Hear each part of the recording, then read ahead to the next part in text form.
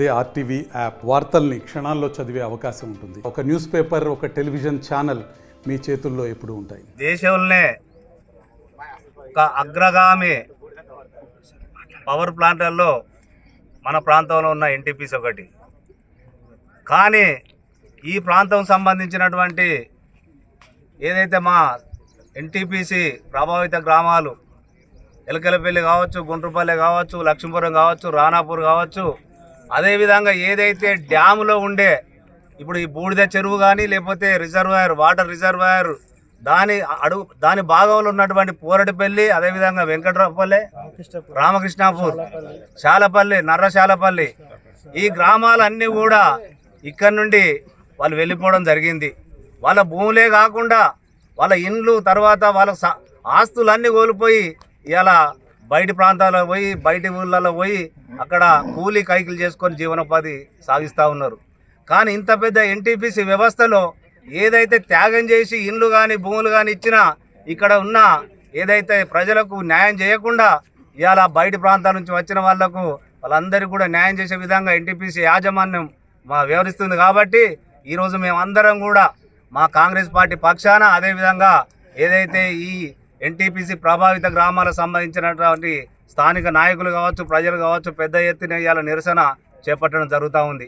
ఈరోజు ఎన్టీపీసీ యాజమాన్యం దిగొచ్చి ఏదైతే ఇక్కడ ఉన్న వనరులు ఇలా బూడిద కావచ్చు, లేకపోతే ఇంకేదైనా కావచ్చు, ఇంకేదైనా కాంట్రాక్ట్ సిస్టమ్ కావచ్చు, మా స్థానిక యువతకు ప్రాధాన్యత ఇచ్చుకుంటూ, అదేవిధంగా ఏ ఉద్యోగ అవకాశాలు ఉన్నా కానీ ఇలా ఏదైతే భూములు కోల్పోయిన వ్యక్తులు ఉన్నారో వాళ్ళకు అవకాశాలు కల్పించాలో కోరుకుంటూ, అదేవిధంగా రాబో రోజుల్లో కూడా ఇలా యాజమాన్యం కనుక దిగి రాకపోతే పెద్ద ఎత్తున అన్ని గ్రామాల ప్రజలతో కలుపుకొని, అన్ని రాజకీయ పార్టీలను కలుపుకొని పెద్ద ఎత్తున ఉద్యమం చేపడతామని చెప్పుకుంటూ హెచ్చరిస్తూ ఉన్నాం. 40 ఏళ్ల నుండి ఈరోజు ఇవాళ చెరువులు అనేది ఏర్పాటు చేసి దాదాపు అన్ని గ్రామాలలో మాకు తెల్లారు లేచినట్టయితే మొన్న ఎండాకాలంలో ఈ బూడి చేయబట్టి ప్రతి ఇంటి మీద పొలాలల్లో మేము నష్టపోవడం జరిగింది. తెల్లారు చేసే వరకు బట్టలు ఉల్లారేసుకున్నట్టయితే బోళ్ళ ఇంటి మీద ఆవరణంలో మొత్తం బూడిది పేరుకపోయి ఇటు పొలాలలో పేరుకపోయి నష్టపోవడం కూడా జరుగుతుంది.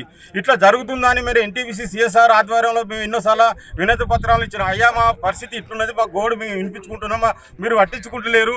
మాకు కనీసం ఇక్కడ ఒక 500-600 ఎకరాల ల్యాండ్ ఉన్నది, మీరు చుట్టూ కాంపౌండ్ వాళ్ళు పెట్టుకున్నారు, మాకు దారి ఇవ్వాలని మేము చాలాసార్లు మొరబెట్టుకున్నాం. మేము ఒక్కొక్క రైతు దగ్గర 5 కిలోమీటర్ల దూరంలో రైతులు మందు బత్తాలు, ఎరువులు తీసుకుపోవడం జరుగుతున్నది. ఎందుకంటే అంతకుముందు మాకు దారి ఉండేది, ఇవాళ వాళ్ళు కంపౌండర్లు పెట్టుకొని వాళ్ళకు దారి లేకుండా చేయడం జరిగింది. మాకు రోడ్లు వేయాలంటే రోడ్లు వేయడం ఎక్కువ సిరిసిల్ల, సిద్దిపేట అక్కడ ప్రాంతాలలో అభివృద్ధి చేస్తుంది. ఎందుకంటే మా భూములు పోయినాయి, మా గ్రామాలు లేచిపోయినాయి. ఇక్కడ దగ్గర రాణాపురం కావచ్చు, లంబడితండ కావచ్చు, ఎలకలపల్లి కావచ్చు, లక్ష్మీపురం కావచ్చు, గుంటూరుపల్లె, ఇటు ఎలకలపల్లి గేటు, చైతన్యపూరి, ఇందులో ఒక 5-6 గ్రామాలు పోయినాయి. మా ఎలకలపల్లి శివారులనే దబ్బడపల్లె, శాలాపల్లె, మేడిపల్లి, నూపేరుపల్లి, ఈ అన్ని గ్రామాలు ఎలకలపల్లి పరిధిలో ఎలకలపల్లి శివారు కిందనే ఉండడం జరిగినది. దాదాపు ఎలకలపల్లి శివారు కింద దగ్గర 1500 నుండి 2000 ఎకరాలు పోవడం జరిగినది. దాదాపు ఇక్కడ స్థానికులకు ఎవరికి ఉద్యోగాలు లేవు. దాదాపు ఎక్కడో వేరే స్టేట్లలో వచ్చి ఇక్కడ ఉద్యోగాలు చేస్తుంటే మా పిల్లలకు ఉద్యోగాలు లేవు. ఇప్పుడు రోడ్డున పడి దాదాపు అక్కడిక్కడ విలేజ్లో తిరుక్కుంటూ ఉంటున్నారు. దయచేసి మేము చాలాసార్లు విన్నాం, మాకు స్థానికంగా విలేజ్లో పిల్లలకు ఉద్యోగాలు కల్పించాలి.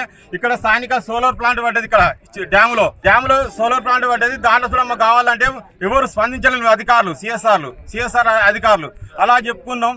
ఇవాళ ఒక్కొక్క ఉద్యోగానికి 2 లక్షల నుండి 4 లక్షల వరకు తీసుకుంటున్నారు.